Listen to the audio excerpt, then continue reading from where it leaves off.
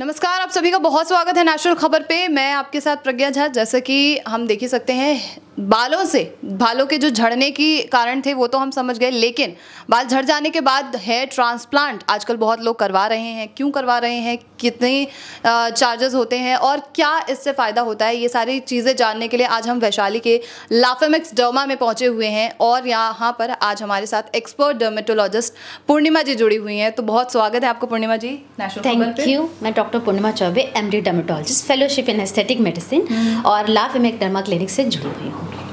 सबसे पहला सवाल मेरा आपसे यही है पूर्णिमा जी, जैसे हेयर ट्रांसप्लांट की बात करते हैं हिंदी में, जैसे बालों को क्या कह सकते हैं, बालों को दूसरे बाल लगवाना। दूसरे बाल एक्चुअली नहीं होते, हमारे ही बाल होते हैं। हाँ, तो हम इसे नहीं हमारे ही बाल हमारे ही एक बॉडी पार्ट से लेके, मतलब बेसिकली पीछे के हमारे सर के हॉस्पिटल रीजन से बाल लेके ही हम ट्रांसप्लांट करते हैं। अच्छा। तो ये दूसरे बाल नहीं होते, हमारे खुद के ही बाल होते हैं। एक्चुअली ये चीज़ मैं जानना चाहती थी, मेरे दर्शक भी, क्योंकि ये होता है ना कि जैसे कहते हैं कि हेयर ट्रांसप्लांट में बहुत पेन होता है जब हम करते हैं, तो ऐसा भी सच में कुछ है कि हेयर ट्रांसप्लांट? देखिए क्या होता है, हम इसको अंडर एनेस्थीसिया करते हैं। तो लोकल अगर हम लेते हैं तो इसमें ऐसा कुछ नहीं कि बहुत पेन है। थोड़ा सा ट्रांसप्लांट के बाद थोड़ी रिदमा, स्वेलिंग, रेडनेस, ये सब चीज़ें होती हैं जो कि बेरेबल है।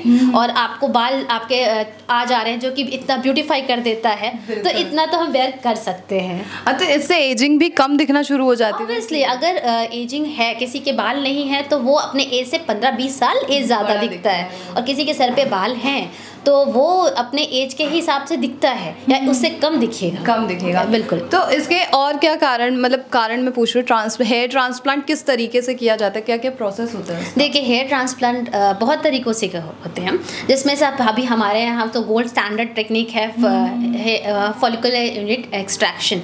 ये बहुत ही सबसे बेटर कहा जा रहा है, सबसे बेटर माना जा रहा है, और हमारे यहाँ इसी तरीके से हो रहा है, और ये गोल्ड स्टैंडर्ड कहेंगे हम। तो इसमें ज़्यादा टाइम भी नहीं लगता है, मतलब ऐसा नहीं कि 1-2 दिन लग जाते हैं, ऐसा नहीं है। और डिपेंड करता है कि कितना ज़्यादा एरिया है बॉल्डनेस का, तो उसके हिसाब से ट्रांसप्लांट होता है। अच्छा। तो और कितना फॉलिकल्स यूनिट निकालने हैं, किसी को तो 400, 500, 5000 ऐसे यूनिट्स भी निकाल के हम ट्रांसप्लांट करते हैं। हेयर ट्रांसप्लांट, जैसे इंसान का हेयर ट्रांसप्लांट हो रहा है और बाल झड़ चुके हैं, तो इसके कोई वो है कि अगर हम एक बार ट्रांसप्लांट करा दें तो दोबारा हमें वो चीज़, बाल झड़ने की प्रॉब्लम नहीं होगी? नहीं, देखिए कुछ भी कहा नहीं जा सकता है 100% ऐसा, आई टोल्ड यू, कुछ नहीं है। लेकिन एक पेशेंट जो आता है हेयर ट्रांसप्लांट के लिए, ट्रांसप्लांट कराने के बाद भी 9 मंथ्स तक उसे ध्यान रखना पड़ेगा कि उसके बाल को बिल्कुल ध्यान रखना पड़ेगा। जैसे यहाँ पे PRP ट्रीटमेंट होती है, ग्रोथ फैक्टर्स इन्फ्यूज़ कराते हैं हम, और बाकी चीज़ें और दवाइयाँ देते हैं जो कि मरीज़ को उसके बाद भी लेना पड़ेगा। लाइफ लॉन्ग हो सकता है मिनॉक्सिडिल वगैरह कंटिन्यू रखना पड़ेगा, क्योंकि जो बाल हम अपने सर से ही लिए हैं, और अगर वो झड़ने के फेज़ में है तो अगर आप ध्यान नहीं देंगे तो हेयर ट्रांसप्लांट के बाल भी जाते हैं। और मतलब अगर कोई जैसे नॉर्मल जो हमारे नेचुरल बाल होते हैं वो डैंड्रफ या हेयर ऑयलिंग करते हैं, हम कर सकते हैं, तो हेयर ट्रांसप्लांट कराने के बाद अगर ये सारी प्रॉब्लम्स होती हैं तो उसके बावजूद भी ये बाल झड़ना शुरू हो जाएंगे? बाल तो हेयर ट्रांसप्लांट के बाद भी झड़ते हैं, बट एक इंसान जो है उसको केयर करना पड़ेगा अपना। अगर केयर नहीं करता है तो वो भी जा सकते हैं। तो कौन कौन से ऐसे ट्रीटमेंट जो है, मतलब ट्रीटमेंट होते हैं अगर लगा दिए हमने बालों को, उसके बाद भी उसे मेडिसिन लेनी पड़ेंगी? बिल्कुल। यहाँ पे जैसे फिनेस्ट्राइड पे हम लोग रखते हैं पेशेंट को, मिनॉक्सिडिल पे अगर हेयर ट्रांसप्लांट कराते हैं तो हफ्ता 1.5 हफ्ते पहले हम लोग मिनॉक्सिडिल बंद करा देते हैं पेशेंट के, लेकिन उसके बाद फिर कंटिन्यू करना पड़ेगा मिनॉक्सिडिल। यहाँ PRP होती है, हमें PRP करना होता है, ग्रोथ फैक्टर हम यूज़ करते हैं पेशेंट को, और ये सारी चीज़ें करनी पड़ेगी पेशेंट को। और अगर जैसे आपने हेयर फॉल की बात बता रहे हैं, तो उसमें हम लोग यहाँ पे थ्रेड से बहुत अच्छा रिजल्ट है। अच्छा। तो थ्रेड करते हैं, PRP करते हैं, और इवन हम लोग बोटॉक्स भी, हेयर फॉल का रोकने के लिए बोटॉक्स ट्रीटमेंट होता है, जो कि ये एक नया ये नॉर्मल वो जो पार्लर में बोटॉक्स होता है वो बोटॉक्स ट्रीटमेंट नहीं। ये बोटॉक्स एक बोतल में टॉक्सिन इंजेक्शंस होते हैं जो कि हम पेशेंट को इंजेक्ट करते हैं, वो बहुत अच्छा रिजल्ट दे रहा है।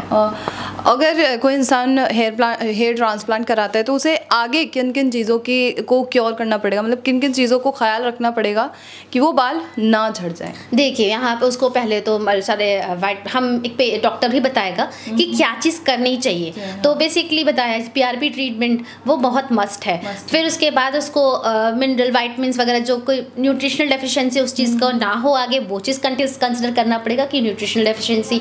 और अगर कोई डिजीज़ हो रखा है तो डॉक्टर से कंटिन्यूसली मिलने रहना है कि किस चीज़ से कमी हो, जिस कमी से उस कमी को हम पूरा रखें। और चीज़ों का और life long minoxidil and all that doctor will tell कि उनको कितने दिन तक कैसे चलना है कैसे नहीं चलना है, वो सब ध्यान रखना पड़ेगा क्योंकि ये वेरी करता है पेशेंट टू पेशेंट। तो इसलिए एक पेशेंट पे ये नहीं कह सकते कि ये इनको ज़रूरत है, ये इनको ज़रूरत नहीं है। तो इसके लिए सिटिंग्स भी तो होती होंगी कि कितनी सिटिंग्स में ये आपका कंप्लीट हो जाएगा पूरा प्रोसेस? देखिए मिनिमम 6 सेटिंग्स तो चाहिए किसी चीज़। तो मिनिमम 6 सेटिंग्स हम PRP ग्रोथ फैक्टर्स वगैरह करते हैं, लेकिन उस वो मैक्सिमम भी जाता है, डिपेंड करता है पेशेंट पे कि किसको कितना रिक्वायरमेंट है। उस बेसिस पे हम पेशेंट को बुला के उसके बालों को कंसिडर करते हैं, देखते हैं और उसके हिसाब से ट्रीटमेंट करते हैं। तो मैक्सिमम ट्रीटमेंट बहुत अभी आगे 6 सेटिंग से ऊपर जाता है। ओके तो पूर्णिमा जी, जैसे कि हम जानते हैं कि हेयर ट्रांसप्लांट अगर मैं दूसरे उसमें जाऊँ, दूसरे क्लिनिक्स में जाऊँ तो वहाँ पे बहुत ज़्यादा महंगी चीज़ें बताई जाती हैं। तो अगर एक मिडिल फैमिली से आता है कोई, तो उसके लिए अफोर्डेबल है ये सारी चीज़ें, हेयर ट्रांसप्लांट का प्रोसेस या नहीं? देखिए ला फेमर डर्मा क्लिनिक में ये अफोर्डेबल है और एक मिडिल क्लास की फैमिली और जो ब्यूटी के सामने तो पहले जिसको हाँ बिल्कुल, तो ये अफोर्डेबल है।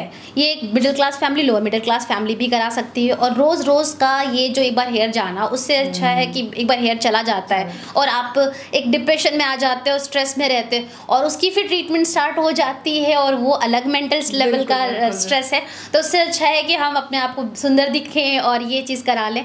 This is very good actually, ये पूरे तरीके से अफोर्डेबल है। मतलब ये हमारे दर्शक समझ चुके होंगे कि ब्यूटी के सामने नथिंग इज़ इम्पॉसिबल और नथिंग इज़ महंगा and all. Thank you so much.